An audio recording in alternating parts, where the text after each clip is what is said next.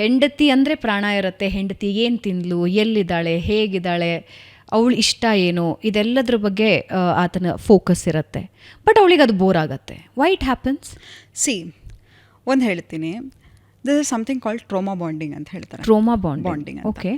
ನಮ್ಮ ಚೈಲ್ಡ್ಹುಡ್ಡಲ್ಲಿ ಏನಾಗುತ್ತೆ ಅಂತ ಹೇಳಿದರೆ, ತಂದೆ ತಾಯಿ ಇಟ್ ಇಸ್ ಫಸ್ಟ್ ನನ್ನ ಮಗುಗೆ ನನ್ನ ಮನೆ ಅನ್ನೋದು ಒಂದು ಸೆಕ್ಯೂರಿಟಿ ಸಿಸ್ಟಮ್ ಥರ. ಆಯಿತಾ?